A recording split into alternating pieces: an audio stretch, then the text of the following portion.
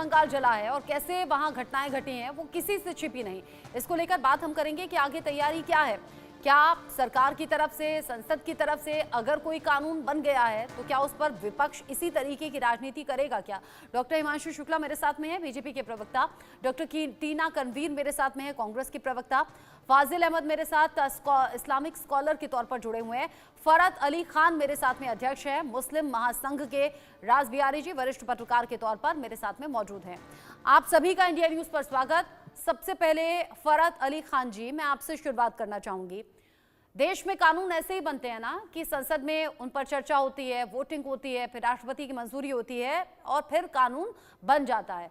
अगर देश की संसद से कुछ कानून बना है तो उस पर क्या विरोध सड़कों पर जरूरी है, और अगर लग भी रहा है कि विरोध है तो अब तो ऑलरेडी मामला सुप्रीम कोर्ट तक पहुंच गया है। क्या अब इस तरह के विरोध की, प्रदर्शन की जरूरत है क्या?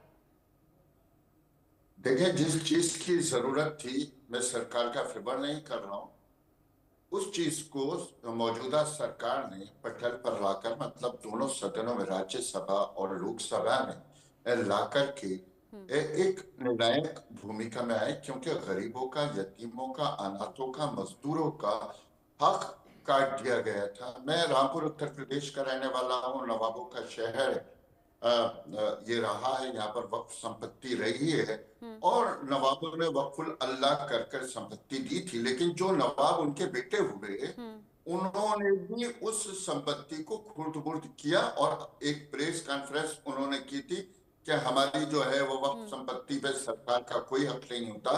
तो सरकार का हक तो मेरी जिंदगी पे भी होता है। जब हम मुसलमान अपने ईमान की रोशनी में सही तरीके से सरकार के लाए गए किसी भी कानून का पालन करेंगे तो उससे सरकार भी खुश होगी, अल्लाह भी खुश होगा, समाज में अमन शांति और भाईचारा रहेगा। आप कह रहे हैं भाईचारा रहेगा, सरकार खुश होगी, लोग खुश होंगे, लेकिन मुझे लग रहा है ना आपकी बातों से फाजिल अहमद जी खुश नहीं होंगे। क्यों फाजिल अहमद जी? नहीं, हम तो खुशी हैं। खुश इस बात से हैं कि सरकार जिस तरह का धोखा देश को दे रही थी, सुप्रीम कोर्ट ने उस पर रोक लगा दी और सुप्रीम कोर्ट ने किसी को मुजाहरा करने से नहीं रोका है। इसलिए जो है ये संवैधानिक अधिकार है। बीजेपी अपना काम कर रही है, विपक्ष के लोग अपना काम कर रहे हैं। हमें अभी लंबी लड़ाई लड़नी है, सिर्फ अभी तो अंतरिम राहत मिली है और अगर अभी तो लड़ाई बहुत लंबी चलेगी। ये कानून पूरी तरह से जो लोग कह रहे हैं, बता रहे हैं आपको भी, जो लोग कह रहे हैं कि इस कानून से बहुत फायदा होने वाला है, तो मैं ये पूछना चाहता हूं कि फायदा तो कैसे होगा? जो जमीन जिसके कब्जे में है, इस बिल के अनुसार उसको मालिक बना दिया जाएगा, तो फायदा कहाँ हुआ? ये तो सब जमीनें लूट जाएंगी हम लोग की। जो मामले केस कोर्ट में चल रहे हैं वो भी बर्बाद हो जाएंगे। कब्जे में नहीं, कागज पर है, ये कहिए। कब्जे में नहीं, कागज पर है। नहीं, कब्जे में भी है। बहुत सी सरकारी संपत्तियों पर कब्जा है, सरकारों ने हमारी संपत्तियों पर कब्जा कर रखा है, वक्फ बोर्ड की। बहुत से प्राइवेट लोगों ने कब्जा कर रखा है, बहुत से नेताओं ने कब्जा कर रखा है। उन सबको बजाय खाली कराने के, ये तो और उसको मालिकाना हक दे दिए। जब हमारा मामला अभी कोर्ट में, बहुत सी लड़ाइयां कोर्ट में चल रही हैं, उसको आप पूरी तरह से मालिक बना दिए। बंबई के अंदर यतीम खाना को किस तरह से एक बड़े उद्योगपति ने अपना घर बना लिया, उसको तो आप मालिक बना दिए। तो फायदा कहाँ से हुआ? नुकसान हो रहा है ना इसमें।